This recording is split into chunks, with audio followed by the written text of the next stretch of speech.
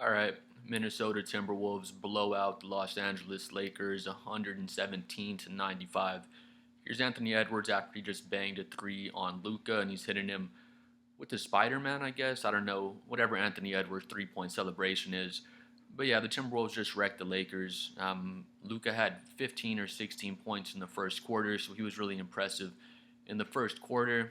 And I'll get to the exact box score and the stats in a second. But just off my first impressions, Anthony Edwards, he started off pretty slow. He didn't look great at the beginning of the game, and then he had his cramp. I think it was late in the third quarter, and the Lakers go on a 20-8 run when Edwards had his cramp, so they cut the game a little bit closer. But then Anthony Edwards comes back in. The first play comes back in. He gets a step on Luca, and he just hits him for a turnaround jumper, and just nails it right in Luca's face. I haven't seen Edwards' exact stats. I'll get to the box score in a second, but Anthony Edwards hit a bunch of threes. I think it was in the third quarter. And every single three he hit felt like a dagger three if you were watching the game.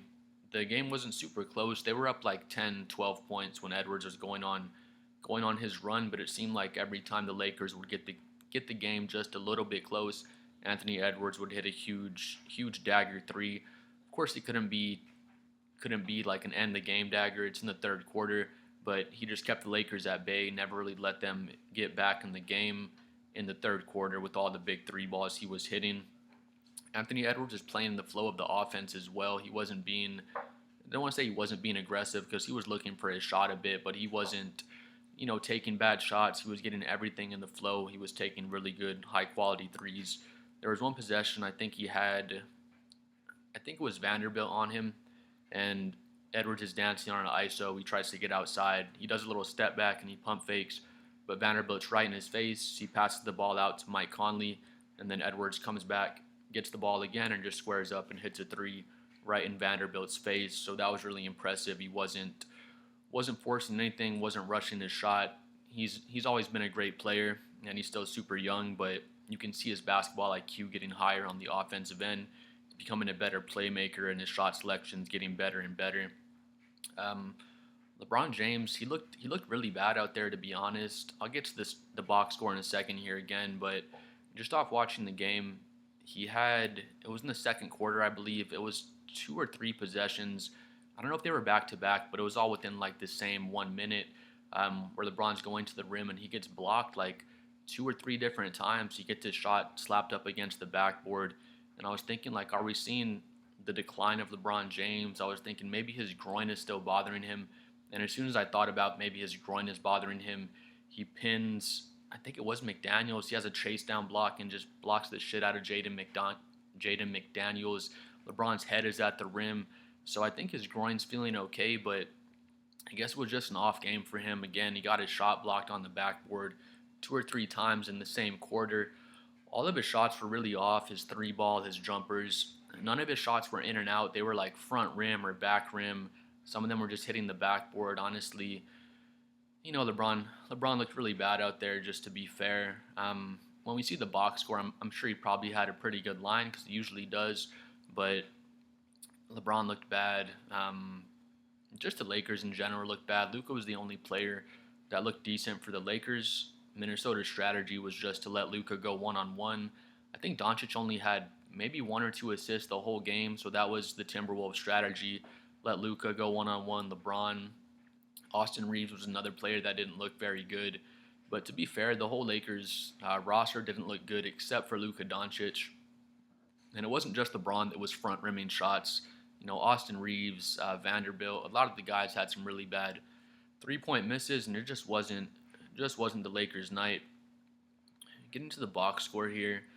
Another thing too for the Timberwolves, Naz Reid, he was like 5 for 6, 6 for 7, something like that from three. In It was in the first half. He's just knocking down everything. It felt like Naz Reid was really the guy that kind of blew the game open with all the giant shots he was hitting. See, what was his stat line? Yeah, here's Naz Reid right here. He played 31 minutes. He was 8 for 12 from the field, 6 for 9 from three. But there was a point in the second quarter where he was 6 for 7. He only had missed one three, and he just really blew the game open. It was really, really Naz Reid's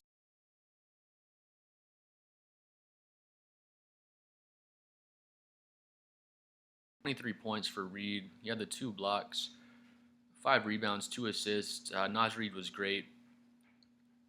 Julius Randle had a solid game as well. He's been known not to perform great in the playoffs, but he puts up 16 points. Does have the 7 turnovers, so that's a little rough, but 5 rebounds, 7 assists, and he was just making a good impact when he was out there. He was playing with good energy, and he had a pretty decent stat line. Jaden McDaniels, 11 for 13, 25 points, 9 rebounds, 2 assists.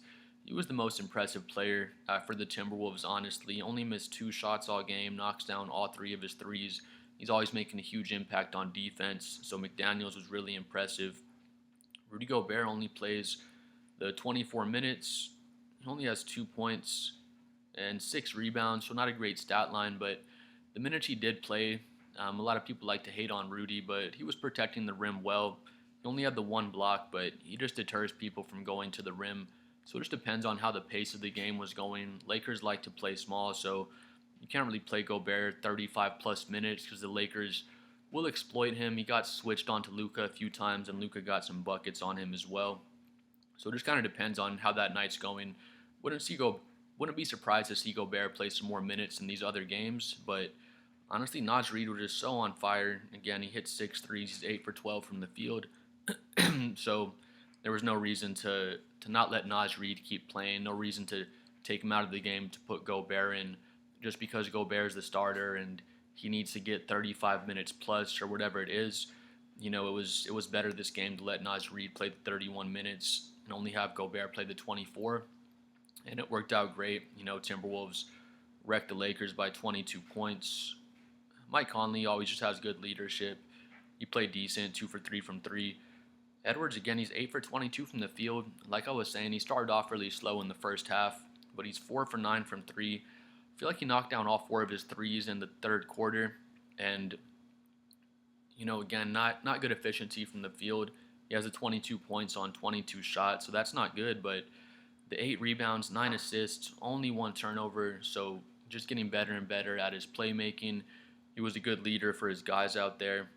Again, the 8 for 22 isn't efficient, but I feel like he knocked down all 4 of his threes in the third quarter, and all of his shots just felt gigantic. The Lakers were kind of working their way back into the game a little bit, and Edwards was just knocking down dagger 3 after dagger 3 in the third quarter.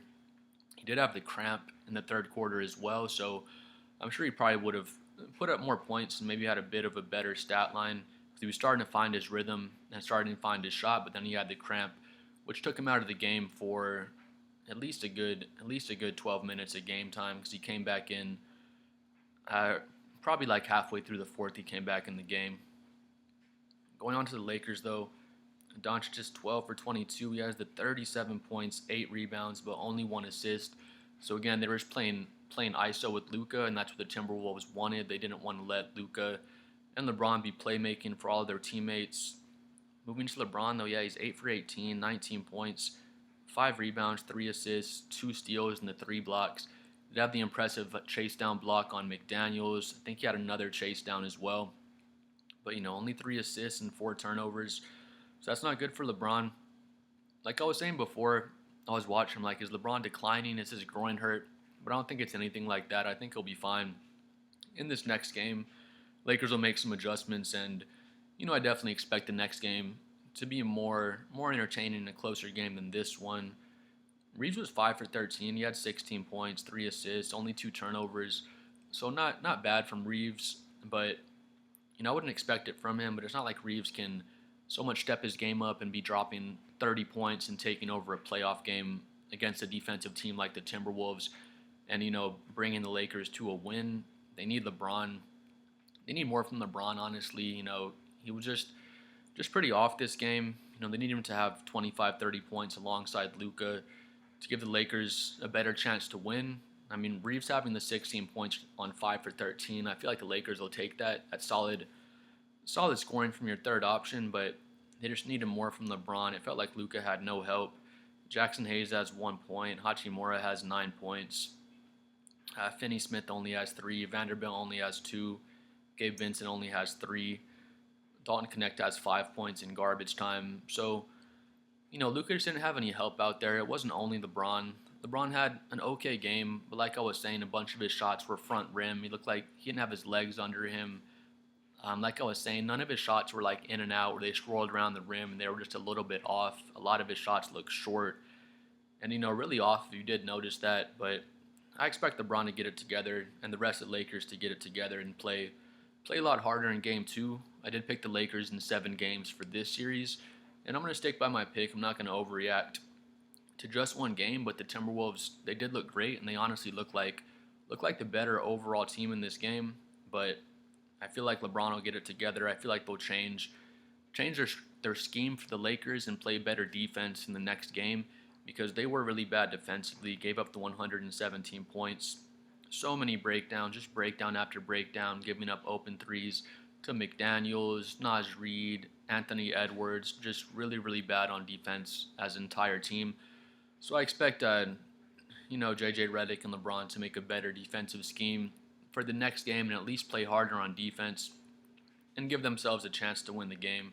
But please comment below what you thought about the game. Just a great win for the Timberwolves, and got to hand it to them. Again, I have the Lakers in 7, so I'm not going to freak out and change my pick over just one game. But watching this game, the Timberwolves did look like the better team in game 1, and Lakers are going to have to make some adjustments, to make game 2 closer. They can't go down 2-0 going back to Minnesota. Otherwise, the series, I don't want to say it's over, but Lakers would be in really bad shape if they went down 2-0 going to Minnesota. Please comment below what you think about the Lakers' loss, LeBron's performance, Luka's performance. Please like and subscribe if you enjoyed the video or if you've seen my previous videos, and we'll see y'all next time.